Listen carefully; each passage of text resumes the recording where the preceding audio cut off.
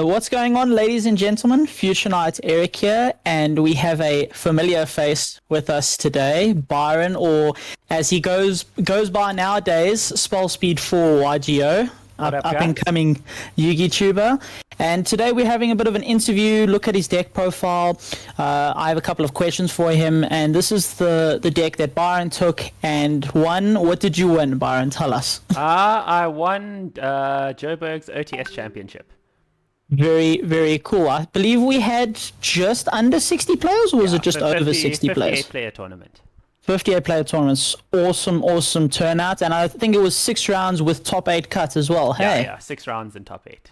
Okay. And how did the tournament go for you? Clearly it went very, very well. Yeah, you won't catch me complaining. I managed to win, so that was quite good. Okay. As far as matchups went, Yep. round 1 I played PK. Round 2 I played Drytron. This was my only loss of the day. Shout out to Bruce. Matchup was just so rough. Round 3 was Phoenix Enforcer Heroes. Round 4 Sword Soul. Round 5 Dragon Link. Round 6 Virtual World. Shout out to Jasher and his YouTube channel, Team Flex Gaming. Of course. In top 8 I played Sword Soul, Drytron, and then Dragon Link in the final. Dragon Link in the finals. That's also interesting, making it all the way through. Bit of a sleeper deck, in my opinion. But anyway. Definitely not And bad as what far made as combo you? goes. What made you decide to take Evil Twins, Live Twins, into the tournament, expecting that much meta? And it sounds like you did play quite a bit of, well, in quotation marks, meta throughout the day. It was the meta at the moment is quite diverse. I think besides Heroes would be the only quote-unquote rogue deck that I would say I played. The rest of the decks definitely meta contenders. So I decided to play Live Twin because it's got a really good Sword Soul matchup. Originally I was playing it pure, and then I kind of threw together the Dogmatica package, and this boosts the deck so much. I was like, goodness gracious, what the heck have I been doing? Yeah. And it carried me. The deck carried me. I didn't carry it. It put in a lot of work over the weekend. Eh? Awesome stuff. All right. Do you want to take us through the profile, starting from the top? Sure thing. For the deck profile for the twins, I played 3 Leela and 2 Kiss a Kill. You play 3 of this one and 2 of this. So it was getting the numbers down. You don't want too many normal summons. I was at 3 of this one because it summons the better one of these 2. Yes. So Frost is a draw, and this one's, I think, damage. It doesn't really come up. It reduces the monster's attack. You use it, but you need it as an extender. I actually have a question here. So I myself play the deck, and I was wondering, would you ever switch around the ratios playing 3 Kiss a Kill and 2 Lilla? Because what I found in my testing is oftentimes the link that you want to be summoning is, like a very simplified game state. If you get nibbed, or if you have a monster on board already, the Kiss a Kill sometimes becomes more valuable, because then you can go into the Kiss a Kill link to summon back the Lilla link, which ends up being a pop. So have you ever thought about mixing up the ratios, or are you happy with these ratios? I understand, obviously, it summons out the better of the extenders, but have you ever thought about that in long-term grind games? Did that ever come up where you were running out of targets for the twins? Or So I would say the only time that'll come up is if you run out of link 4s as well, because you can always resolve both effects regardless of which 2 you get to. Like if you get to the Lilla, bring back the Kiss a Kill, get the draw, make the link, and then tag out, you get your pop anyway. So you'll usually be resolving both. I think there's no game state in which, if they have like an imperm, if you summon either of them, they don't do anything. So it doesn't really matter. I don't think there's ever a game state. So that'll only happen if you've been seriously grinding and now you're down 3 of your big, but that's almost never comes up. By the time you move through all 3 of your links, you've usually won the game. And if not, you're in such because of how much the deck draws and resolves every time you summon the pink one, you get an extra draw, your turn, their turn, whatever. Because of how much you're up an advantage, if you haven't won the game, you're just about to, especially with the Dogmatica engine as well.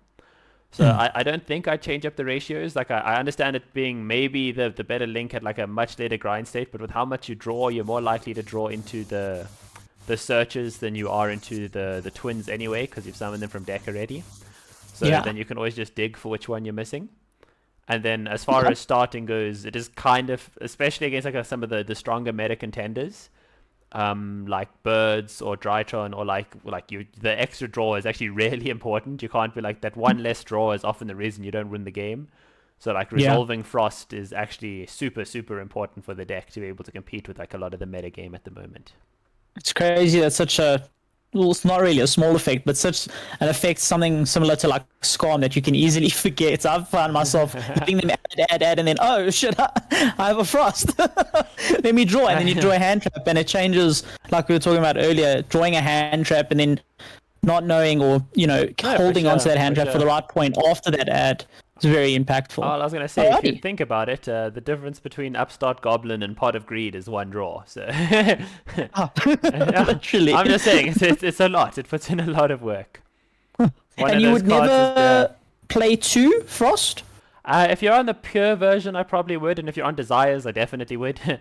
Desires, cutting Desires is the reason I decided on 1. I think my only problem with the deck is the deck's biggest weakness is always going to be drawing too many twin cards or too many of one engine.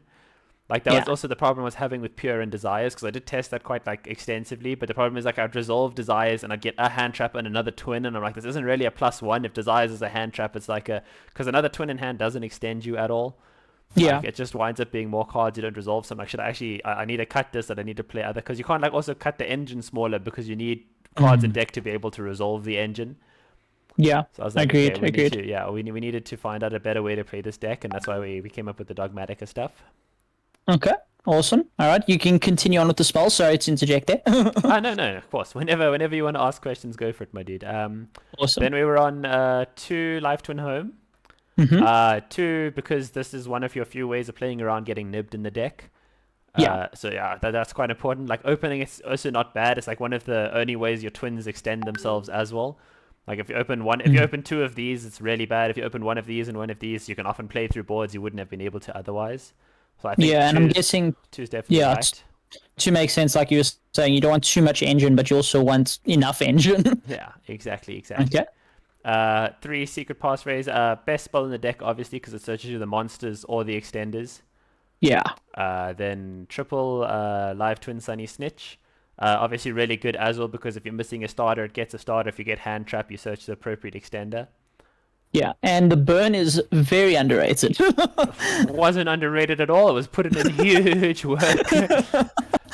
People often forget they go off Drytron combo summon 100 times. It's like, okay, cool, just take that burn, boy. It's also like it's weird in its own way, because your deck naturally does 5,500 damage. That's like where it caps. But like these 200 start like adding up really aggressive. Like even if you don't break their board, so like they summon like 5-10 times on their turn or whatever, like more than nibbable and like combo decks, which is quite common. But then you get to play again, but you don't manage to do any damage, but you break the board. Now they have to re-break your board, and every time they do that, it's just getting closer and closer to burning themselves to death. Like, there were definitely games where this straight up won me. People on 100 life points and they couldn't summon, and I was like, It's actually insane. Yeah, it's very weird. It's something Konami's doing a lot with their like new archetypes. This could have been a search and it would have been good. And then like let's add a burn and gain, like they're like almost overloading cards. Yeah. And I'm not complaining. It's what differentiates like the newer and better archetypes from the older ones. Like these summon from deck, but guess what? If you attack, you like burn for 500. If you attack, you gain 500. Like completely unnecessary, but like it does come up occasionally. Like, these could have just been extenders and you still would have played them.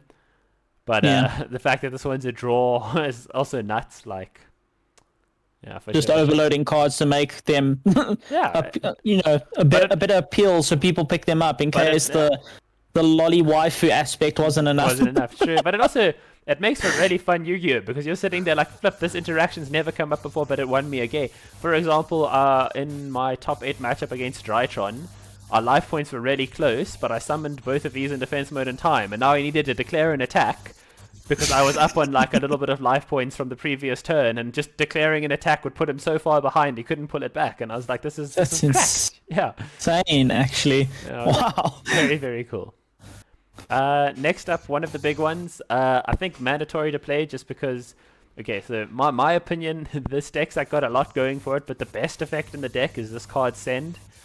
If this card didn't have its banish to send a card effect, I don't think I'd even play this deck. Like, I don't think it'd be nearly as I'd play it because of the artwork, but it wouldn't be nearly as competitive. Yeah. The fact that you can get your full board broken and then you can just break a board back for free because this card is now in Yeah. your graveyard is huge, and that's why you have to play this one, because if your board's broken, you can't resolve it with one of the. It has to send an evil twin monster, and if Mm. you've got the links on the field, then they obviously didn't do a good enough job at breaking your board, and it wasn't a meta enough deck. But when your board Yeah. gets ripped to pieces and you can just send one normal, outs your dragoons, outs DPE, forces, negate, like Insane. it's super strong. Did the did the summon effect and the very bad evenly effect ever come Never, up? not once. When my opponents asked asked what the card did besides I said, don't worry about it. There's nothing. I'll never resolve it. I have never resolved it. Like you can read it if you want, but I'm happy to let you know that it doesn't come up. Like when you have If it was yeah. if it was a quick effect, I was reading it. If it was a quick effect to tribute and summon, it would be Pretty quite decent, something. for But sure, for sure. actually, very you could go the link 4 into the 2 link 2s, the 2 link 2s into this. You could start pumping over 8k damage. It'd be insane. Oh, for But sure. that's just too much. I think the only problem with this card is it outs your own board. Because if you've got links in the board, that's how the deck grinds. You literally, I mean, if it was, I think this card would be a lot better if it was like one link as well. But like two link Yeah. monsters is just too expensive. Like you're literally outing your board for your opponent. Yeah, exactly. Again, it might come up for. It's never come up for me, but it might come up for you 1 in a million games. And that's them overloading cards again, and it's cool to have it. Like if you need to get over a 4k monster with no other outs, like I Yeah. mean, it's here. You can do it. Or if you just flex really Exactly. hard. Just to attack the game, just to send a message, without a doubt. Yeah. And then for hand traps? So for hand traps, I was on 3 Ash, 3 Veiler, 3 Imperm, 2 Ogre. Okay. I think Most- the 3 Ashi Veiler, 3 Imperm is pretty It's most pretty generic, standard, most I'd generic say. hand traps right now. I think it's like we're in a very weird format. Like not all decks lose to hand traps. Some lose to board breaker cards. Not all decks like can play around. Like it's a very like diverse format in what you need to have in your hand to counter specific decks. Like not having hand traps in certain matchups is super negative, but having them in other matchups, you're just hand looping yourself because they play through it for free. You'd rather see like Yeah. droplets or something. But the thing, at least about these 9 hand traps, are they hit every matchup. Like you're gonna find super hard pressed to find a match where you can't resolve an Imperm, Veiler, or Ash. So that's why I Yeah. decided to play them. Agreed. Like definitely the best generic hand traps, and at least always the 1-for-1. If not, sometimes Yeah. some matchups it can be 1 for like whatever, 1-for-3, 1 for their full combo. But at least it's always the 1-for-1. Mm. And then the Ogre, quite a spicy main deck card. Yeah, so Ogre is actually really good into Sword Soul.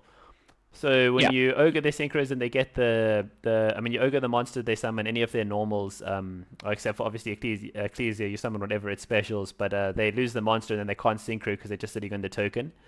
So I I put it on that, but I also wanted a hand trap that I felt would be generically good against a lot of things. Like Ogre put in a lot of work against Dragon Link, for example.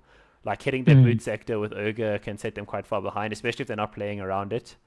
Yeah. And then it's also this deck's got a weird interaction, right? Where it's not about learning what hand traps you can, like when you learn to hand trap decks, you always learn like their choke point, and you're like, okay, so this is the optimal time to Ash, this is the optimal time to Vader, this is the optimal time to Imperm. But because this deck draws a lot on your opponent's turn and not always at the start of it, you now need to learn where to hand trap later inside combos. So yeah, it's like you got to learn all the optimal choke points, not just the first one you can learn for like a deck. So like as far as drawing cards go, Ogre is actually a really good one to draw later into the combo because it's still removal. So if they're like playing into something, so for example, if they've broken your board, you've now got a draw, they've made a Zeus, they activate Zeus effect, you Ogre, you don't have to deal with the rest of the Zeus effects. Yeah, I see what you mean. Exactly. So like in terms of that, Ogre and Veiler are actually the best hand traps to draw off your. Like Ash is super impactful at the starter turns, but once most decks have access to their combo pieces, they don't really need to continue searching, or the searches become less relevant. And Imperm obviously you can't activate because you have monsters, so that made like Veiler only the only real like strong draws off of Frost and Kiss a Kill. And then I wanted more draws that were super impactful later in the turn, and that was Ogre. And Okay. like it definitely does. It's also like one of those cards that like you can also almost always resolve it at least for a 1-for-1. Sometimes it's a lot more impact. For example, like a boot sector launch, super impactful. A Zeus effect, super impactful. But Mm. sometimes it just outs like virtual world Chuchi when they're trying to do a pop or something. So like yeah. Yeah. Fair enough. Fair enough. Next on two talents. So this deck's as good as the cards you draw. Yeah. So you kind of want to fool your hand with as strong cards as possible. So I was on talents for that reason. Like very good going first, very good going second. Yeah. If you get hand Also, sort of trapped, replaces desires for the draw too. very true, very true. And I think Mm. the other thing it does, which is like quite underrated, like example against the bird up board, if you can bait the avian, and then you can talent the F0, you just beat over something with the F0 and then make Zeus, like beat over the bouncy bird, and you can make Zeus and out Oh it. wow. Yeah, so it's like That's wild. it's like very impactful against like the harder matchups of the format. And Mm. like a lot of people are in hand traps. If they hand trap you, you get to punish them for it. Like the non-targeting steal, like, one of its effects will almost always come up. And when you see it in your hand, you're never sad, unless you like Yeah. see double and you don't get hand trapped. It's the worst. It's like it's like the Joker meme. It's like hit me, please. Yeah, Hand tap exactly. me. I want to draw cards. Or let me loop a card out your hand. Exactly, exactly. Yeah. But yeah, like if you know how to use talents into a lot of matchups, it can be really really strong. Mm. Then one Monster Reborn. This is your third way of playing through Nib. So these two are great. This card, like I actually rate it quite highly. It does a lot. Like if you're smart about your, so for example, if you open like a twin and a Monster Reborn, you never actually go for one of these two. You always summon the other twin from the deck. Because Yeah. then if you get blackouted or you get hit, then you're just one Monster Reborn away from summoning a different twin and you get full combo going again. So it like Mm. actually I lets you see. play around full board removal really well.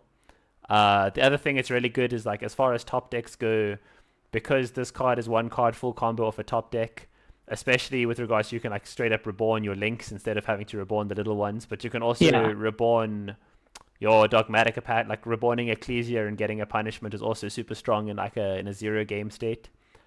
So Yeah. I I get think what you're saying. it's like Would you yeah. would you ever?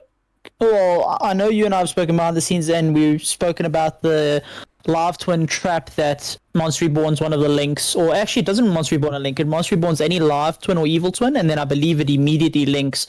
If you want to, on resolution, you can link into one of the evil twin links. Would you replace Monster Reborn No, with that, no. So or would you find space? I would find space. So the purpose of those Okay. cards are different in my opinion. Like the Yeah. trap won't help you play through a board. Monster Reborn does. Like if your opponent Yeah. has a set torrential, you go normal special and they torrential your board, the trap's not doing shit for you. Yeah. Like you're in Sure. a lot of trouble, whereas Monster Reborn lets you keep playing. But Mm. that is one of the changes I'd actually make to the deck. And it has more to do with I draw a lot, but if I'm locked under punishment, I still need a way to play the game. So when I'm drawing into secret passphrases, doesn't really do anything until the next turn because I'm locked out of my Yeah. extra deck. Whereas if I could get access to the trap, then it switches on my whole engine again. Yeah. Exactly. Whilst playing under punishment. So I would definitely, it is one of the changes I thought I'd make. I'd definitely find room for the trap. It's also Mm. probably the better way to play through Nib just because this takes a card out your hand. Not saying this Yeah. doesn't work, it definitely does, but like if you have secret passphrase, it's definitely the better way to play through Nib. Yeah. But it's honestly just more for playing under the Dogmatica engine. Yeah, makes sense. All right, cool. And then I see you on 2 droplets. I think in your profile you said you wished you played 3. Should have definitely should have played 3. So there's like okay, these 6 quick plays like all kind of function at the same thing. Like I think board breaking cards are quite strong right now. Like a lot of decks aren't setting out spell trap negates, and like outing certain problem cards can be huge. Like if you're playing against Invoke Dogmatica, a droplets, an eclipse, or like steal for the window can be really strong. If you're Yeah. playing against birds and you bait the avian or they go for the barrier statue, they can just straight up break the board. If you bait the oath, if they're playing the oath build as well, you just need to find a way to bait that for. Like you can definitely pressure stuff. Like you bait the oath, resolve a talents, then like steal the card, make your Zeus, break the board. There's definitely like ways to play around a lot. I Yeah. definitely should have played a 3rd droplet. So I was on 2 droplets, 2 Book of Eclipse. The logic behind That is this. sparse. I haven't seen that card since Thunder Dragon. So I'll go shout out for Ben because he was looking at playing Swords of Conceding Light, and I was like, damn, if only there was a quick play version of this, it'd be so good. And then I thought to myself, hold this. I'm sure I have a card in my file that's a quick play. So the thing about Book of Eclipse is it's obviously non-targeting full board break. So the problem with droplets, and it does have a bit of a shortcoming, and it's against like decks like Bird, you have to discard your whole hand to be able to actually play the game to out their board. And then you have no follow-up, so you are so dependent on what you draw for your live twins to be able to like compete. Like if you resolve one normal and you're also often going for the Zeus. Whereas this, again, if you can like bait the Avion, this breaks the whole board alone. So my opinion on this, and I said it on my profile as well, if you guys want to give that a watch, it was that if you play this, if your deck can make Zeus, try this card out. Like a lot of decks aren't respecting the spell trap negates, and they're not getting the draws if you're Zeusing their board away. So it's definitely super high impact. And on another note, unlike droplets, this is also really high impact going first. Yeah. To set it, yeah. Exactly. Like especially like against decks like dragons, against decks like it can be a Book of Moon for 2. You can like stop cards resolving, and even though they'll get draws in the end phase, it was like I think I said in a chat earlier with Jasha, is that if I offered you 2 draws to skip your turn, would you take it? There's not a chance in hell. I think I would. That's exactly the point. Like even if they get the draws, you're already so far ahead in advantage because you get to play for 2 turns doing your combo and they don't. So like they don't come back. They also only get the draws if the monsters are still on field to be flipped up. But that's what I'm saying from a going first perspective. So going second, not a problem. You make Zeus, they don't get anything. Yeah. And then if you go first and flip it, they're playing lose 1 turn, and you've got to go first, and you've got to draw 3 of your twins, and you're like so far ahead in advantage. They don't really have a way to keep play. Up. Exactly. Yeah. So I think it's definitely a strong card. Definitely a strong card in this deck. It is going to be obviously I think format and matchup dependent. So depending what you're expecting a lot of, I think it's quite decent into birds, especially if you have ways to bait effects. And it's also obviously very decent into like invoked and stuff because you can deal with the windows, you can deal with the cards. It's decent into like any boards that don't really set up spell trap negates, virtual worlds for example. When they go like Kaliga with Kaliga Crystal Wing, you just do this, flip this, get to play the game. You have to play through 1 Chuchi, which this deck will do fine. Yeah. And then fun. break the board, out the board, and you get to play. So, sure. Yeah, definitely it was a really good tech for the weekend. It put in a lot of work. Weirdly enough, it put in a lot of work going first, more than it did. I didn't see it enough going second. Oh wow, okay. So the problem, but it was I got to resolve it a lot on decks. They're like busy setting up like double synchros or like they're setting up for their like synchro or link summers, and you just book their board and they pass, and they're like, even though they got the draw, I'm just so far ahead, then I'm making my Zeuses and my links, and it's just game. Yeah. And then obviously we've got the Dogmatica package, which I found out this weekend is in this deck is insane. Yeah. You are a madman. Tell me about it, because I already know what you're going to say, but tell me about it. How did it do for you this weekend? It does. This engine on its own is so strong. Like the OCG have this card at 1 for a reason, and it's not the sending of it's not the sending of the Shadol cards to get you a Shizm. This card is so much advantage for no reason. It breaks boards going second. It gives you multiple interruptions going first. It doesn't even require your normal summon. It is disgusting. So the reason I actually got onto this engine was because I found that the live twin engine, you're not getting enough value off your draws.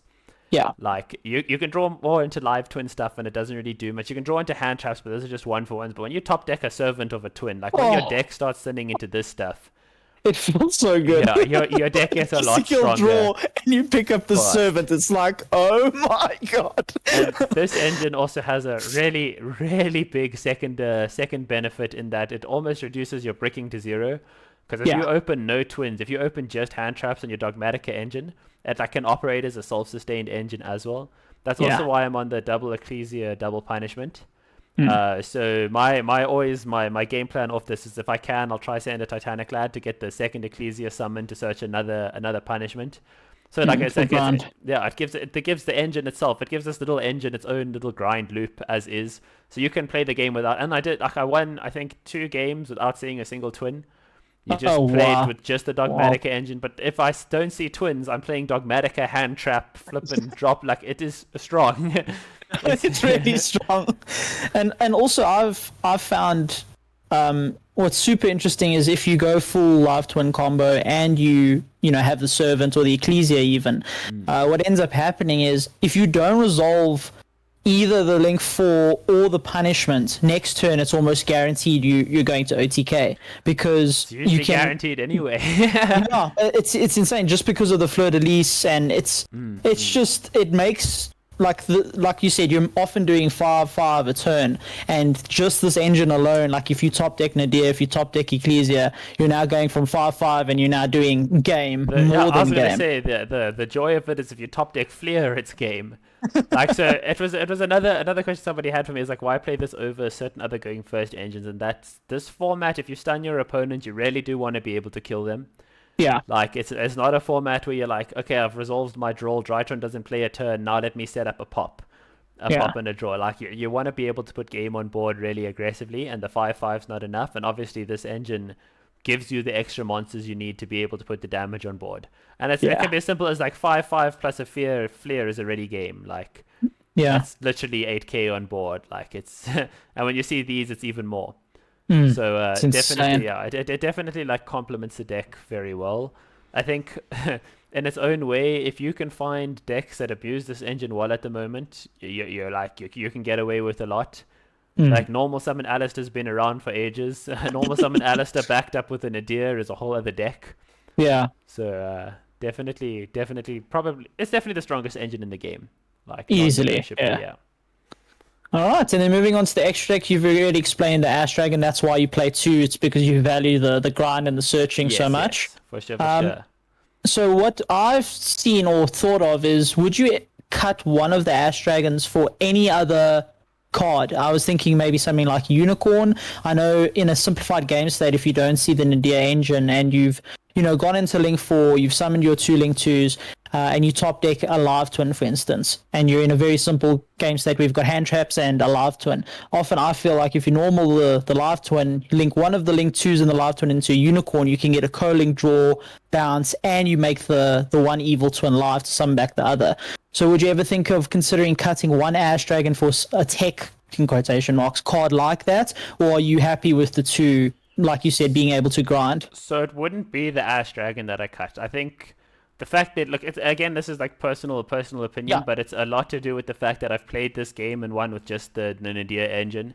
Like yeah, it's not going to happen often, but if it does happen, it's nice to be able to just play under a single engine. I've definitely thought about like other stuff because weird enough, the I've always said 3 and 2 is like a really good ratio, but the third blue one did come up.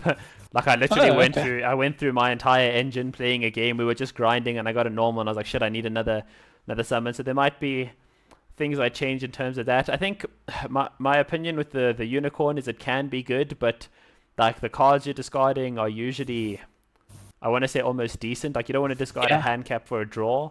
Like yeah. you're already winning that game, you're already ahead in advantage. Like so long as your stuff is resolving. Mm. I would though probably cut the Almirage for the third blue. Yeah. The logic behind the Almirage was that if my live twin gets hand trapped when I only had my Dogmatica engine as an extender, Yeah. I would want a way to still be able to resolve the Dogmatica engine, but that did not come up at all. Like if my live twin got hand trapped, I had a live twin extender, and Mm. otherwise like they just weren't getting hand trapped.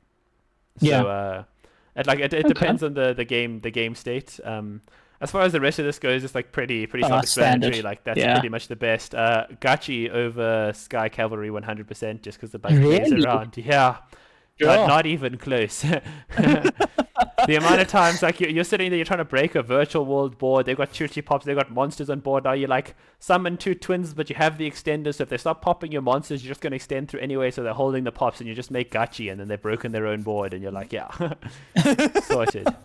Insane. All right. Yeah, so it Interesting. I definitely. know that the debate goes back and forth. I think the Sky Cavalry just into a very simplified game state, like where they've just got a Dragoon, for instance, is probably If a little bit better. you're in a simplified game state, you probably want to start resolving your twin stuff Yeah. rather anyway. Yeah. Like this will out Dragoon. You have one engrave to pitch it and a It's 3300 to insane. attack over it. Like if ever you're just in a simplified game state, you want to make Zeus when you're under pressure to not be able to break a board, and Yeah. that's usually because they have removal. And a lot of the removal at the moment is pops, like between blackout, between Future. virtual, yeah, Chuchi, virtual Chuchi, like everything's like pop orientated. So like I'm just saying, like try it out, but being able to like summon two and then just make this, or in theory, if they fear this, they start popping the twins early, and then you just grab your extenders anyway. Is Yeah, very, and very still just strong. break the board, and then you make a Zeus with a bunch of handicaps in your hand anyway. Yep. And It's then you insane. resolve the dogmatic in the main phase too, and they have no idea it hit them. Correct. All right, yeah, that's pretty much it for the extra deck. And you never felt yourself needing a second Entis? No. So obviously Okay. off the Nadir servant, you can send this going first. Which So, is basically yeah, the same. it's basically the same. It breaks the board. You only ever need this to resolve of punishment, and you'd prefer to resolve this, but you just need to respect the fact that some decks will force you to play a double pop. Dragon Link, for example, they like definitely pressure it. Like the decks that like have to set up a lot of monsters, and you just have to be able to pop them, or you're gonna get your board broken or OTK'd. But Yeah. one Okay. was definitely it. The second one never came up. Okay, awesome. And then into the side deck. Looks, well, I don't want to say standard because that South package is something else. But yeah, let's get into it. What was your theory behind the side deck and picking those 15 cards? So Droll was in there to respect the lot of the more serious combo decks. This should have been in the main deck. Like honestly, Really? yeah, 100%. So my problem is the deck doesn't lose to decks that do fair things. Okay. But a lot of decks do very unfair things. Like Drytron, for Yeah. example, was I got 2-0'd in that Drytron matchup. I just I couldn't do anything. I lost a die roll. He set up an unbreakable board. He played through hand traps. Game 2, he just broke my board like it was nothing. There was nothing I could really do. Like a pop, your interaction, the hand traps you draw are so important to determine whether or not you beat that matchup of your twins, because a pop doesn't do anything against Drytron. You're not beating that deck with just a pop. Yeah. So like the cards Totally. you draw off your twins are so important, like in determining how well you're able to stop that deck from playing. So Okay, this, I so- think, it's really good against birds when they see certain hands. It's really good against dragons. It's really good against Sid. Drytron. It's really good against Sid. So any deck that does something that's quote unquote unfair, unbreakable boards, can't special summon, tons of negates. Yeah. Droll deals with that. Okay. And I'm guessing and you your would deck have beats the probably fair maybe decks cut. anyway. You would have maybe cut like an Ash and maybe an Imperm, because like you said, seeing Ash in multiple sucks. I know that. I was gonna but say I don't think it might be something along those lines. I think Imperm definitely underperformed. I was drawing it a lot off the twin engine. Like hurts. it wasn't great. It's always nice because it's like live as your 6th card, but like 6th card against those decks isn't good enough. Yeah, I feel you. It becomes very difficult. So I definitely find room. The other thing I would do and have started working on actually is getting the deck down to 40. Yeah. The problem with 44 is that you don't get to see your side enough. Yeah. The problem True. is I wanted to fit in all the engines without cutting out the hand traps. 'Cause, like the problem with certain parts of the engines is you need to play, I want to say quote unquote bricks. Like you don't really want to open these unless you see their matching twin. You don't really want to open these. So like you have to play 2 because otherwise you don't get the grind game. You have to play 2 because otherwise you don't get the extension. So 44 is just when the ratio started to mesh nicely. Like I was seeing hands where I was seeing never too many. Like I mean, you can open a hand of like one of those, like one of the. Like, so it's not technically bad, but it's not good enough to compete with the meta. Your big brick here, and then like everything's just like not working out right.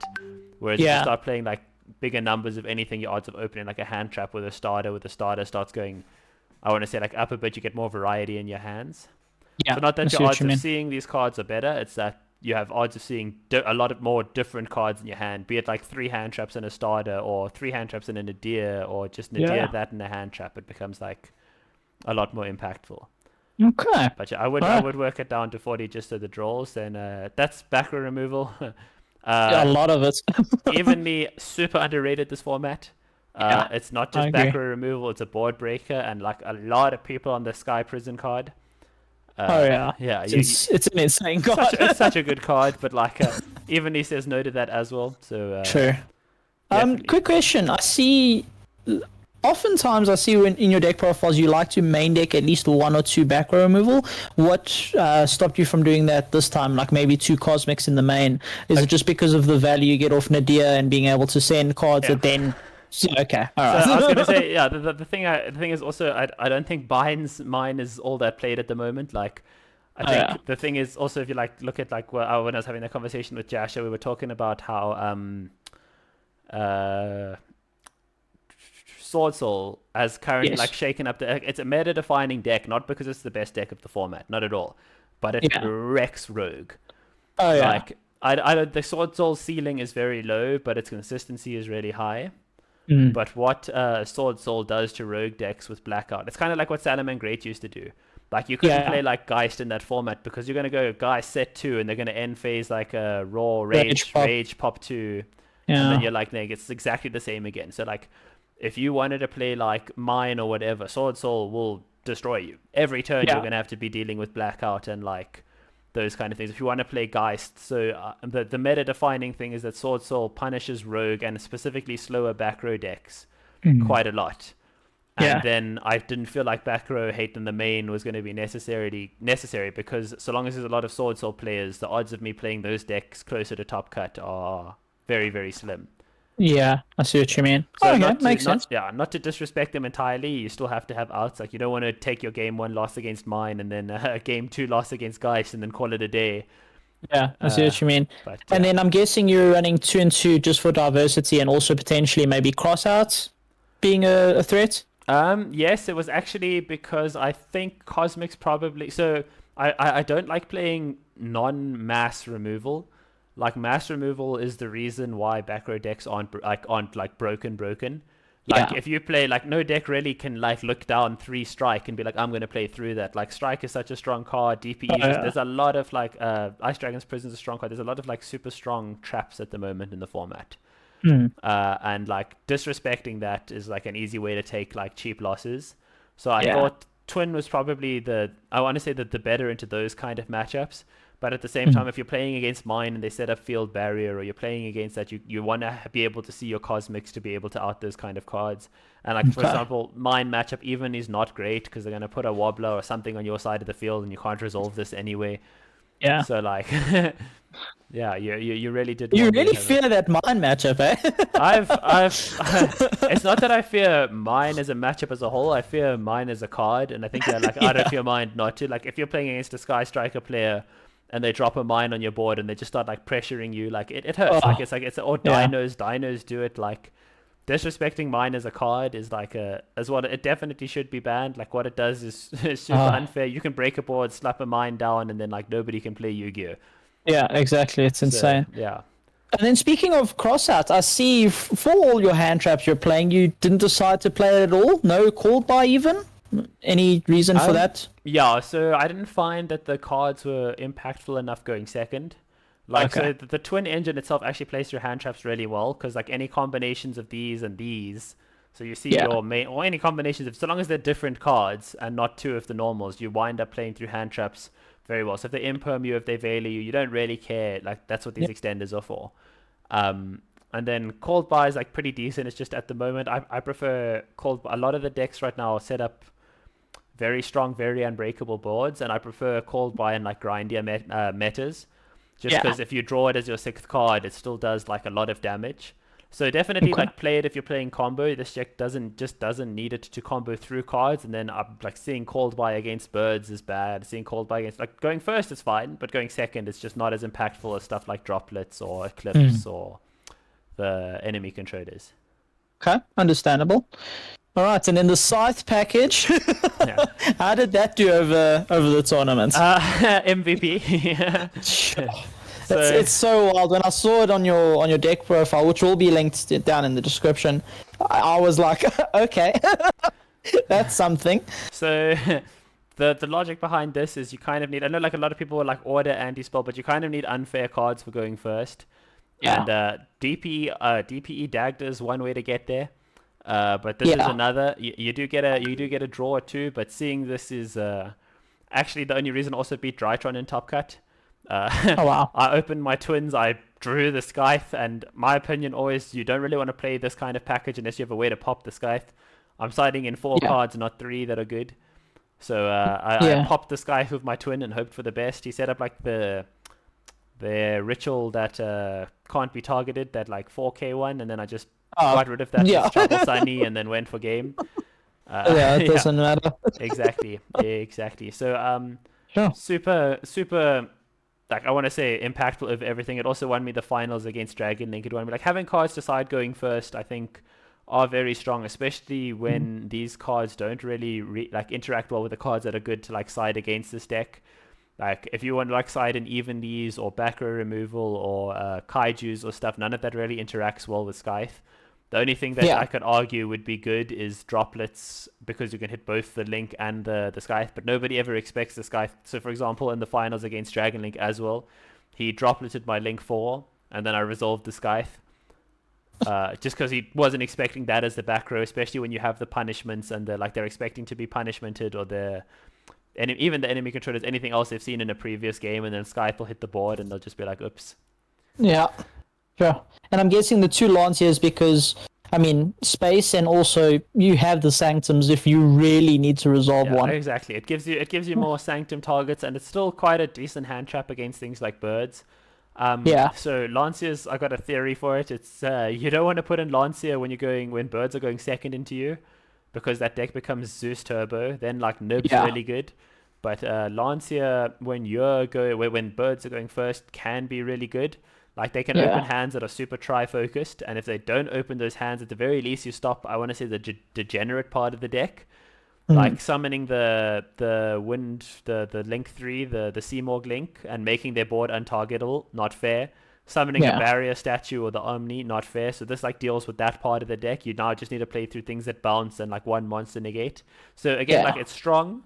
Like maybe the double dragon, I don't know, depending on how they end it. Again, the board becomes strong but not unbreakable, and this engine does actually play through boards really well. Yeah. Yeah. Okay. Especially with, like, that's Dogmatica plays through stuff. very cool. I'm glad I got to ask all my questions. The deck is absolutely insane. Like I said, I played it this past weekend and I enjoyed it thoroughly. So thank you for putting me and hopefully a lot of other people on. And then, if anybody's interested in finding out more about Byron and Spell Speed for Yu-Gi-Oh, all these details will be down below. And thanks, Byron, for joining me for this interview. Is there any last comments you want to make? Any shout-outs? Yeah. Shout out to Future Night. This YouTube channel's going strong, doing SA Yugi tubing proud. Shout out to Team Arbolift. We've just started our own competitive South African Yu-Gi-Oh team. So there were a couple around before us, but we're going to be the best. It is what it is. Awesome. And I think that covers everything. Shout out to Mike for lending me a droll. For some reason, I only have 2 droll unlocked. So Scrambling. I think at the beginning of the day as well, I saw somebody hand you the evenly. So those at least were mine, but we did need to get them back. So okay. Awesome, Byron. Well, thank you so much again, and hopefully I'll be on your channel soon, and you'll probably be back on mine again if you keep this winning streak going. And then we'll check you in the next one. This is Future Night and Spell Speed for Yu-Gi-Oh! Signing out. Thanks so much, guys.